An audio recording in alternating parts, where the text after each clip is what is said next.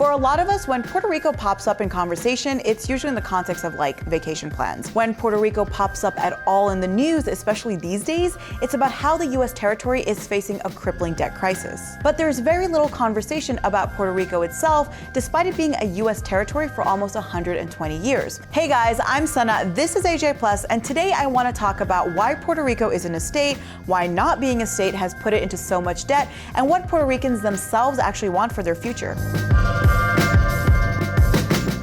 So let's get the basics down first. Puerto Rico is located right over here.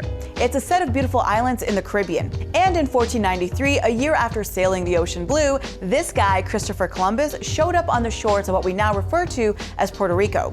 He was greeted by the Taino people, the indigenous people of the islands, and they welcomed him and his crew, grabbing his attention when they showed him the gold on the island. And that prompted the Spanish invasion. And as you can ascertain from Spanish colonial history, it didn't turn out so great for the island's indigenous people. The Spanish came with a lot of boats and a lot of African slaves. They wanted that gold. And those islands in the Caribbean became a treasure for the Spanish. In fact, they called it their rich port, aka Puerto Rico. Over the centuries, the Spanish tightened their control over the islands through governance and violence, and the Taino people were nearly eradicated from the region. But after almost 400 years of Spanish colonial rule, Puerto Ricans were given autonomy in 1897 under the Charter of Autonomy. And then came the Americans on May 12, 1898. It was in the midst of the almost 4-month-long Spanish-American War in which the Americans came out as victorious, gaining Guam, the Philippines, and Puerto Rico as territories from the Spanish. The Americans wasted no time in building Puerto Rico in their image, from the public education system to making English an official language to replacing the peso to even bringing in the U.S. Postal Service. And then in 1917, Puerto Ricans were granted U.S. citizenship, but Puerto Rico, by the way, was still a territory, not a state, and the United States didn't really clarify where that relationship was going. And it's also important to note that Puerto Rico served as a major military asset for the Americans. From more soldiers to military bases, the islands were invaluable, especially during World War II and the Cold War. Now, there was also a bit of a nationalist pushback against Americanization, which eventually leads to, in 1948, Puerto Ricans being allowed to elect their own governor. And then in 1952, U.S. Congress approved a new constitution that made Puerto Rico a U.S. Commonwealth. But that didn't stop Puerto Rican nationalists who wanted full independence, who wanted the Charter of Autonomy recognized and respected. And the resistance was violent. In 1950, President Harry S. Truman was targeted in an assassination attempt by 2 Puerto Rican nationalists. And in 1954, 4 armed nationalists went into the U.S. Capitol building and opened fire on Congress, injuring 5 representatives. Also during the time and in the following decades, the Puerto Rican nationalist movement itself was quashed through FBI surveillance and eventually the use of the infamous COINTEL program. But that didn't stop the radical left nationalist groups like the FALN from carrying out political violence in cities across the United States in the 70s and 80s. So the U.S. has had a tumultuous relationship with Puerto Rico, and in the last 10 years, that relationship has only gotten rockier. Puerto Rico today is what's called an organized unincorporated territory, a mouthful that just means it's self-governing and not a U.S. state. Now, even though Puerto Ricans are U.S. citizens, if they live in Puerto Rico, they can't vote in any U.S. presidential election. And while they have a representative on Capitol Hill, they don't have a vote in Congress, the same Congress that has full jurisdiction over the territory. As for the debt crisis you may have seen in the headlines, Puerto Rico's status and treatment as a U.S. territory has been at the heart of its $74 billion debt crisis.